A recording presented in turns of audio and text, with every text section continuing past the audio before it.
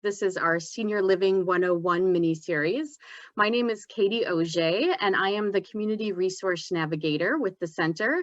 I'm delighted to have with me Lois Jasmer, who's from Brookdale Senior Living, and she has come up with this wonderful idea to do a mini-series. I'm going to pass the mic now to Lois, and I will let her introduce our topic and guests for today. Thanks, Katie. So I'm Lois Jasmer with Brookdale, and today we will be talking about skilled nursing and rehab centers, and also about hospice and what that looks like. So today I have Adam Canary, and he's from Island Health and Rehab, and then Stephen Doherty with Multicare Hospice. And they're going to be trying, it's kind of hard for all of us, but we're going to do our best to talk about the our part of the industry in general, and then I'll be asking some questions as well. So we'll just do the best we can with that. And actually, I'm going to start with Adam today, I think. And Adam, I'm going to let you go ahead and talk about skilled nursing as opposed to the rehab part of what you do, maybe some of the differences, idiosyncrasies, maybe what people misunderstand about what your part of senior living does. And I may have a couple questions for you if I have something that you didn't already bring up. And also that we have a chat box that Katie will be watching to see if there's any questions from our listeners from the Senior Center. So Adam, if you want to go ahead and unmute yourself, there you go, and you hit it. Well, thank you, Lois. So I'm Adam Canary. I'm the skilled nursing facility nursing home administrator at Bainbridge Island Health and Rehab. I'm also a nurse. I've been here since July of 2018, and we're currently undergoing a full remodel. The building was built originally in '73 and was owned by a company called Extended Care, and then in 2015 they branched off and sold.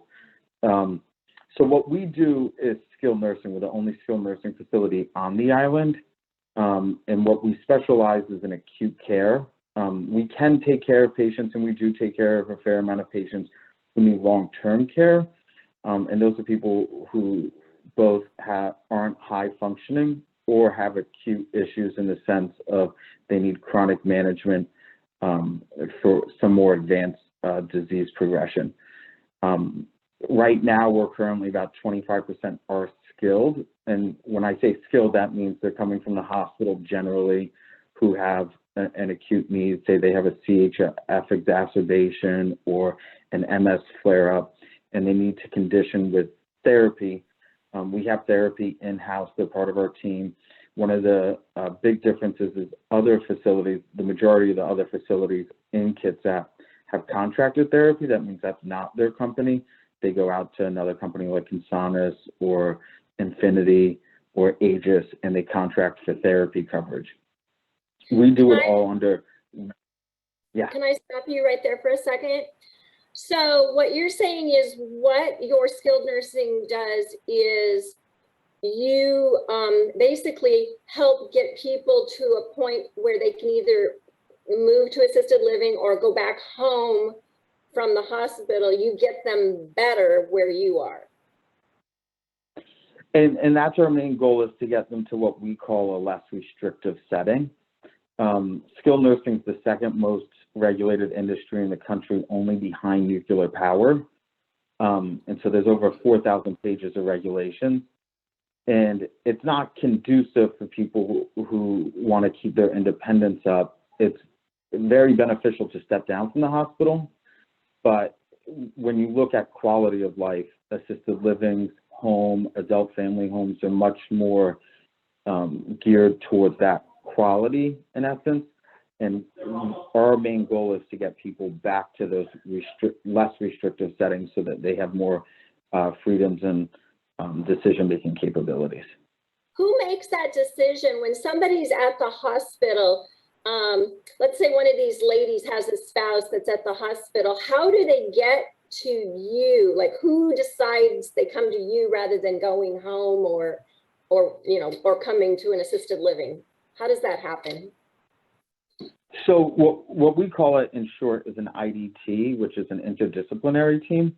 And at the hospital, the case manager and social work, therapy, nursing, and physicians decide primarily what's the best setting for them to be able to, overcome some difficulties that they're facing.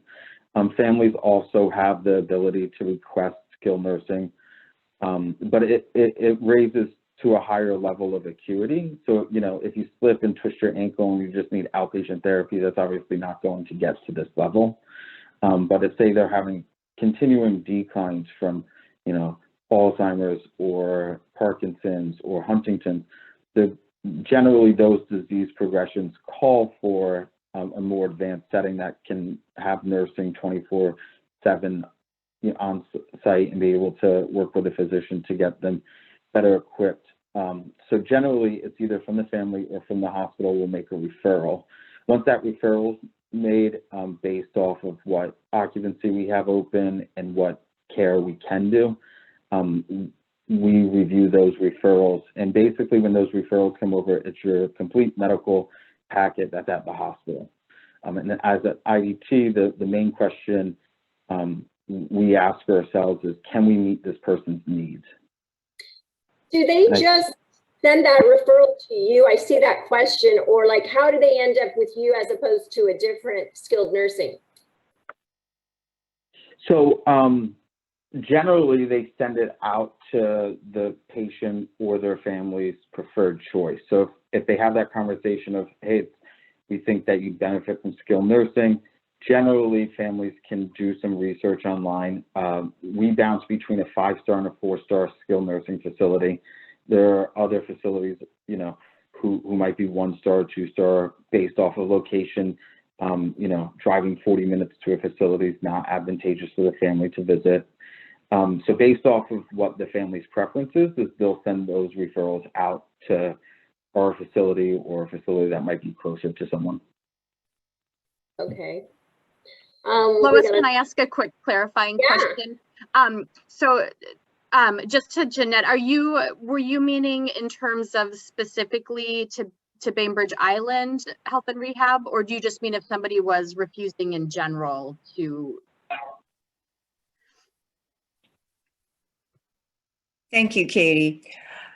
I think basically all of the above. Specifically, say, for example, the family really thought somebody should go to Bainbridge Rehab, and the individual said, no, I want home care, or I want hospice at home, or, but in general, when you mention your interdepartmental team, you mentioned family, but you didn't mention the individual involved. Mm-hmm. And a lot of the times what we've seen, especially over the last year, is the families are caregivers. And so it's up to them sometimes to decide, hey, I can't provide this level of care. So they do work with patients. I mean, if the patient, refuses to go to a skilled nursing facility, obviously that referral wouldn't be made. But a lot of the times what's driving these referrals to skilled nursing facilities is the families cannot provide that level of care, or they're not comfortable doing it. If someone's getting an, IV infusion daily, and you don't have a family member who's a nurse, families tend to not be comfortable. And if I wasn't in the medical field, I probably wouldn't be as comfortable either giving those services themselves. And so a lot of that conversation does take place around the patient in the family as well. Okay. So let's go into a little bit about how long does somebody stay in skilled nursing compared to moving on to long-term, whether it be at your facility or an assisted? Is there something that determines how long somebody is in your care? It really depends what the patient's goals are, and what the family's goals are and what their current system is set up. If someone fractures their hip, but they live in a Rambler, that's going to greatly impact the level of therapy they need to get back to that level. What Medicare does is they will pay to get to baseline. And so if they believe someone should be walking 150 feet, regardless if you want them walking 500 feet, if they plateau at 150, Medicare could come back and cut off services in a skilled need. Right. And insurances also, if someone, has Humana or United, they dictate skill levels through what's known as medical congruent reviews. So we send in their PT notes, their nursing notes, their med list every about 7 to 10 days, and then they review it. Usually the average length of stay for someone who has straight Medicare Part A is about 30 days. And it's on average about 21 days for someone who has a managed care program. So if somebody wanted to stay longer, let's say the individual or the family said, no, I know my mom can get stronger, or I know I can get stronger if I stay a little longer, can they privately pay and stay longer and have that rehab? Is that something that is available to them out there? They absolutely can. A lot of times, especially if someone's on a managed care program, the managed care company might decide, hey, no, they've met their goal, we think they're fine, and they might cut them. So if they have a supplemental insurance or privately, they can stay. And generally, we have less restrictions around Part B therapies, so we can continue providing Part B therapies on a Medicare Part B basis. Mm-hmm.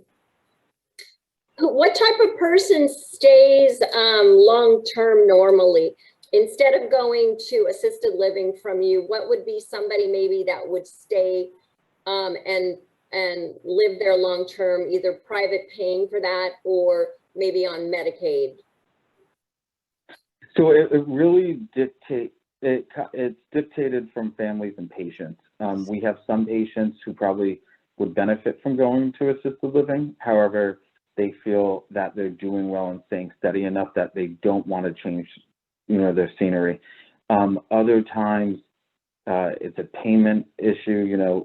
Skilled nursing is one of the higher costs just because of the level of acuity and having that level of staffing present. So they may opt to go to a less restrictive setting for those circumstances. It really is on an individualized basis. So say someone, has issues managing their insulin, assisted livings might not be able to manage it at times if they're too brittle of a diabetic, if they're having on again and off again issues with CHF and not compliant with diet. If you put them in a less restrictive setting too fast, they tend to bounce back to the hospital. So a lot of that goes into play, and we have individualized care conferences after admission and then routinely, and then anytime the family requests it, so we can stay on what is the long-term goal. The other issue in Kitsap is we are limited by assisted living facilities, and many of which don't contract with Medicaid, and so people who outlive their resources, they don't have as many options, so they may choose so because they don't want to leave the county. Yeah. Yeah. And then there's also the level of care that some of the assisted livings can take. Like we all can't take the same level of care. And most assisted livings are a fairly lower amount of care they can do, where skilled nursing can do a bit more, adult family homes can do a bit more, right? Yeah. Mm-hmm. Lois, we have a question from Nancy coming in. Oh, hi. Okay, hi. You've mentioned sometimes the level of care is calibrated to how long you stay and what your needs are. My question is, what about the level of staffing, the proficiency of the staff in order to be able to meet more sophisticated patient needs? How do you maintain the fact that, you've got enough people who are trained, to do the more difficult or more complicated procedures? And that's a great question. We do a lot of continuing education for the nurses. For the last 2 years, we've been the second largest employer of Olympic College graduates outside of St. Michael's Hospital. And so we offer programs for wound certification through UW. We offer continuing education on an online portal, and we also pay for seminars and education courses. Right now, we're in a program with NYU's nursing program on Alzheimer's and depression, and that's going to be about a year in length.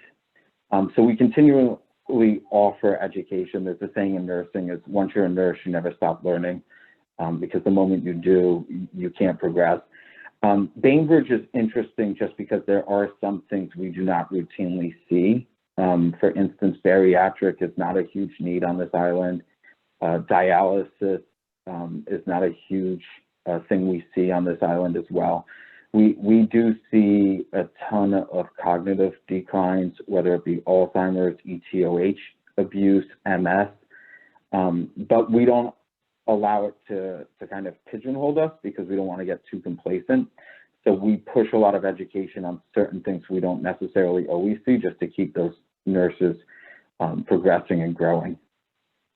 Thank you. That's great. So I'm going to switch over now to Stephen, who is again with Multicare Hospice. And I want to have him speak a little bit, and then I will ask a couple questions probably along the way. Are you there, Stephen? I'm here. Hi. Thank you so much for having me, and I'm so excited to talk with this group. Fun. So I want to read what we call our hospice philosophy to start off, which kind of encompasses what hospice is all about. So hospice is care beyond a cure for people with a life-limiting illness.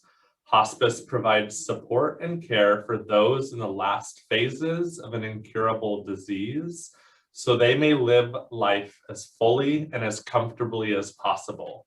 Hospice aims to neither hasten nor postpone death, rather focusing on enhancing the quality of remaining life for the patient, family, and caregivers. Multicare Hospice does this regardless of age, gender, nationality, race, creed, sexual orientation, disability, or ability to pay. So we will get into a little more specifics on hospice here. So I'll start off with when somebody might qualify for hospice and some of the things that we can all be keeping an eye open for. So in order to qualify for hospice, you have to have a diagnosis from a doctor that your life expectancy is less than 6 months. That is kind of an abstract figure in a way. That does not mean that your hospice benefit only lasts 6 months, that you can only be on hospice for 6 months. It just means that your doctor has to basically have a good feeling that you're, within that last phase of life. So some things to look out for are unintentional weight loss or loss of appetite, maybe increased lethargy or weakness, or maybe spending a little bit more time sleeping, frequent falls, decline in functional or mental status, frequent ER visits, and then skin breakdown. And then you're also going to have some diagnoses like COPD, heart failure, different types of dementia that are going to have their final phases. And then if you are pursuing cancer treatment and decide to discontinue that treatment, most of the time, if you discontinue cancer treatment and still have a cancer diagnosis, you would qualify for a hospice care. So hospice provides services in just about any setting. So we come to you whether your home is a home, whether it's an assisted living facility. We work with many skilled nursing facilities throughout the area to provide care in the skilled nursing facility, along with the skilled care that Adam was just talking about. We have doctors on our team who oversee the care along with nurse practitioners. And then nurses are the front lines. They're going to be the ones that our hospice patients are interacting with the most frequently. We have a social work team, and our social workers can assist with accessing community resources, assist with any decision making, discussing difficult topics. And then there's also that emotional support that is needed during kind of the difficult times and discussions that might be happening when someone's on hospice. We have something that Multicare offers. Because we partner with Multicare's foundation, we're able to provide some benefits that aren't covered under Medicare, but we offer them as a covered service to our hospice patients. And those are different comfort therapies, such as massage therapy, music therapy, Reiki, aromatherapy, and then pet therapy at times. And I say at times because COVID's kind of throwing off our pet therapy program a little bit. We're not offering that right now, but and then we also have a spiritual care team, and we recognize that everyone is at a different spot spiritually.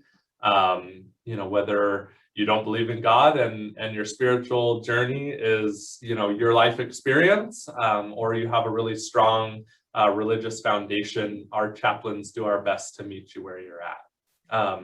We have a wonderful team of hospice volunteers that do everything from send nice messages to our hospice patients that are on service.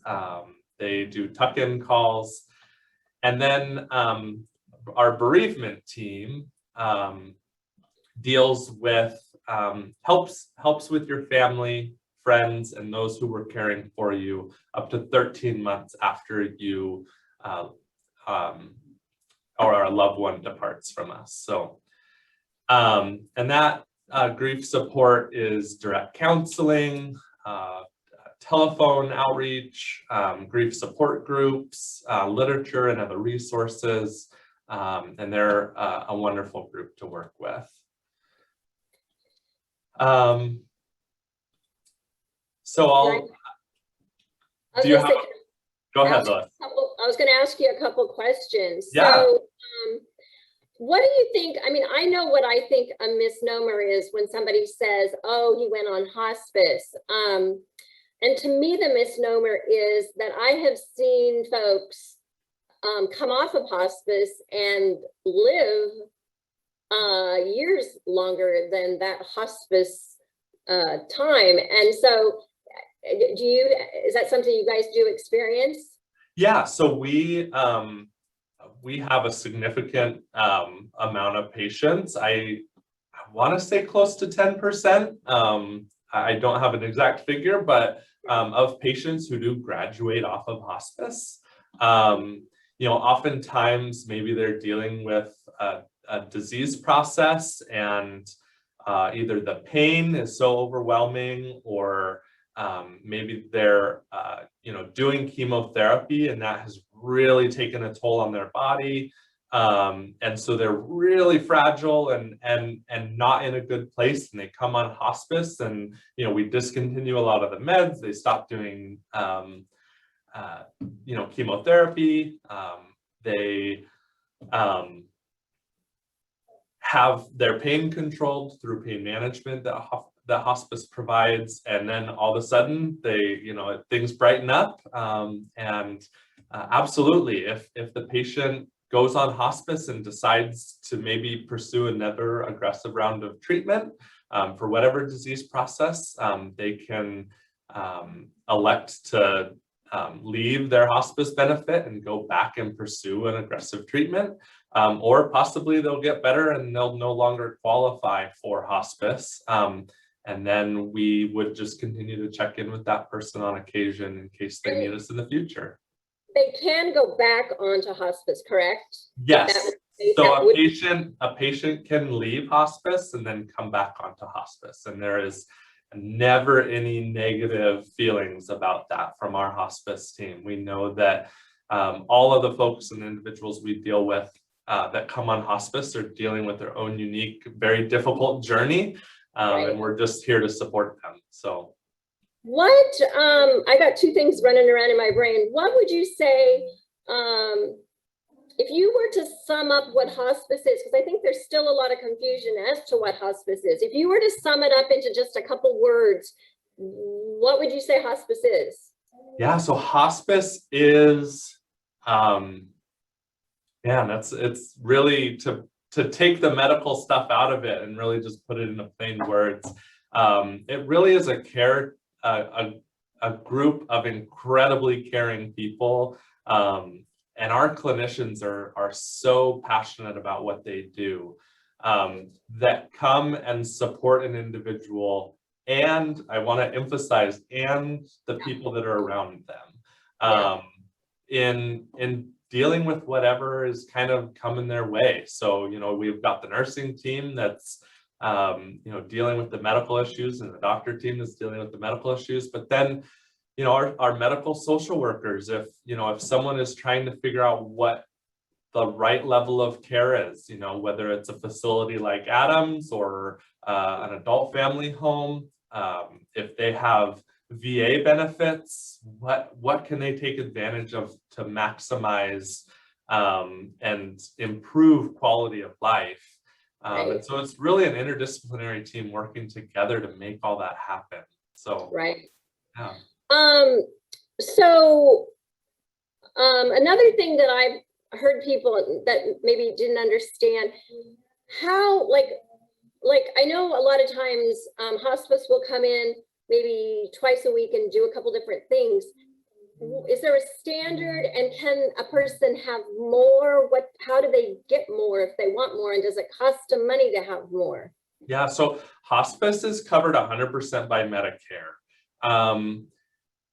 So one of the misunderstandings around Medicare is, do they provide personal care services? And so although hospice does come in with a hospice aide who helps with bathing and hygiene a couple of times a week for a few hours, hospice does not provide 24/7 personal care. And so so we either would partner with an assisted living facility, adult family home, or a personal care agency if a patient needs a little bit more hands-on care, if they need meals prepared for them.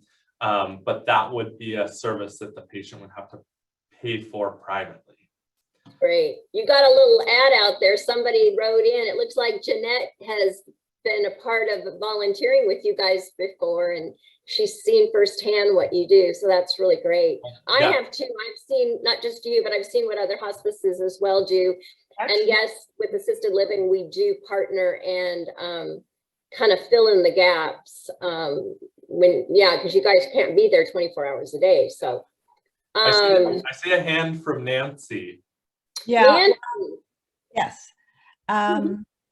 There's this magic word phrase called palliative care. Yes. And so I have frequently heard that it's a wonderful phrase to use when your loved one is in the hospital. Yes. So palliative care is so you can receive palliative care in the hospital. You can receive palliative care in an outpatient clinic, or you can receive palliative care similar to a home health service. And what that is, it is a specialized doctor who basically provides a wraparound service to help kind of coach to bring your whole care team together to have one conversation. CHI has a community-based palliative care program out in the Kitsap area. And the palliative physicians in the hospital are great. But palliative care is typically very similar to your primary care physician. I would say if you have a very engaged, very knowledgeable, and a primary care physician in which you trust, then you may not need palliative care services. If you have a lot of specialty providers, if you have really complex medical situations that you're dealing with, then a palliative care provider can kind of bring the whole team together, be the quarterback, so to speak, in helping coach the patient on how to navigate her incredibly complex medical community. I'm looking at like a paint palette with all these different specialists and things that are working toward the care of one person. So can we look at it that way, as a palette? Yes, it really, yeah, and it's helping bring that whole palette together. So exactly. Okay. All right, great. Well, we're at our time limit today. That was a very educational discussion today, I feel, from both Adam and Stephen. I want to thank them both for being here, because and I love that the gals from Bainbridge Island have been coming. And some of you have been here regularly, I've noticed. I think we might have had a couple new ones today. Next week, we will have our first round. We'll start over next week when we kind of had a glitch in our Zoom call on our first one. So we will have Natasha from Madison House speaking about basically assisted living and independent living. And Jennifer Calvin Myers from Kitsap Aging and Long-Term Care will also be here. So if you have questions on maybe some of the Medicaid questions at all out there, that would probably be a good one for her. And hopefully Katie will get to speak a little bit as well, because she kind of didn't get in on that first one either. So, and then again, if you have questions to direct to any of us that have been on these calls, you can reach Katie at 206-842-4441. You can reach me at 360-697-2223, and we will make sure and connect you to our speakers today or from any of our calls. So I just want to thank you all for letting us entertain you this afternoon.